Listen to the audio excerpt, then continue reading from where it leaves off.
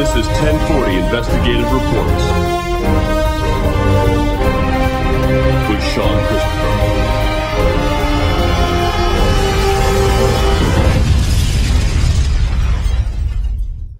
It was 3 years ago that the deep-water well Rising Sun began leaking oil into the world's oceans, tainting every drop of water on the planet Earth. While life has continued despite these events, many Americans are finding it difficult to adapt to their new way of life. This evening, we look at some of the long-term effects of this catastrophe, the damage to our water supply, and how Anglo Natural Gas Unified Supply is dealing with people's need for their lives to return to normalcy. Our story begins with Sherman Brown, a recently retired truck driver from East Texas.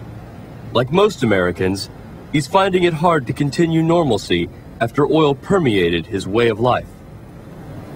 So Sherman, what's life after the great oil slick been like here in East Texas? I can't even take a shower anymore. That damn water's so slippery. Intriguing. When I turn it on, out from the tap comes a bubbling crude.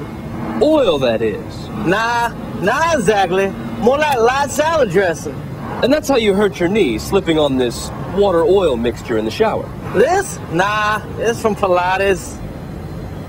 That's when I decided to go straight to the source for answers. Anglo Natural Gas Unified Supply is the world's fourth largest oil and gas company. It has been widely reported through the media that the Rising Sun accident occurred because of questionable oversight, cut corners, and a lack of maintenance on critical safety systems. Yet this conglomerate still generates a staggering $90 million in profit per day. I wanted to know how they were putting those resources to work solving the daily problems of normal people, so I sat down with CEO Anthony Coward to get some answers. So what exactly has your company been doing for the last 3 years? Well, Sean, first of all, I want to tell you that no one takes this situation as seriously as I do. And I think that the $1 billion that our organization has spent on solving this problem is clear evidence of our commitment to the American people. Isn't it true that your company recorded record profits of $29 billion for 2008? Well, Sean, I believe that's technically true. As a global organization, our first responsibility is to our shareholder, but I want you to know that we take our responsibility to the American citizens so affected by this tragedy almost that seriously.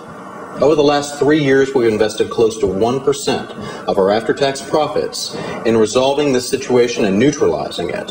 And I believe that you will agree that our efforts to date have come up with a way to effectively resolve this situation that will put this tragedy in our past. Intriguing. So what exactly have you been doing for the last 3 years?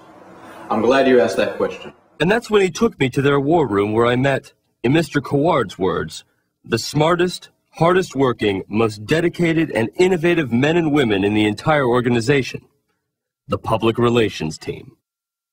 You know, Sean, we considered a number of approaches to our PR situation. And when it became clear to us that denial, bargaining, and apologies weren't going to be enough to protect our global brand, we had to consider the true nature of this dilemma. Frankly, this is not about cleaning up the oil. This is about cleaning up people's perception of the oil. So you mean to tell me that you've spent 3 years on a PR campaign? Sean, this is not a PR campaign. This is the PR campaign. Our notions for adaptive living will educate the American people not only how to live with the oil, but how to embrace the oil-infused lifestyle. Let me show you what we're working on.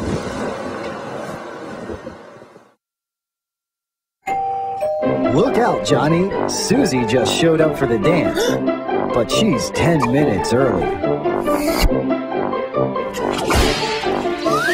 Gee golly! Thanks!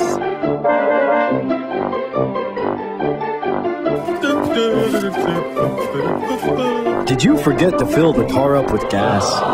Well, what are you gonna do about it, soldier?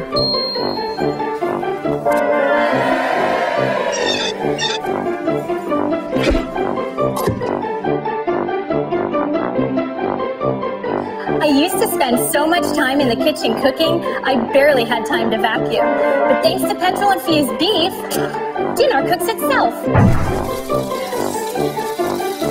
Thanks! Thanks, Anus! Thanks, Anus! Gee golly! Thanks! I couldn't believe what I was watching. I'd never been so appalled in my entire journalistic career. Sean, this isn't our first choice. The ideal situation, we would have cleaned up the oil 3 years ago, and you and I wouldn't be having this conversation right now. Well, let's be honest. That would have been very expensive and negatively impacted your share price. We think this is the better solution. That was 3 months ago. Since then, the Anus Notions for Adapted Living have been released to every affected American. Shortly after the filming of this broadcast, the American people, so outraged by the callous actions of Anus, filed a federal lawsuit for the entirety of the damages caused by the Rising Sun disaster. The subsequent lawsuit, People v. Anus, bankrupted the company and left the individuals responsible for the catastrophe destitute. Anthony Coward is currently employed as a restroom attendant at an unpopular male strip club. There is a $2 service charge to see him dance. And yes, we almost forgot to put the line in the movie. This is John Christopher, signing off.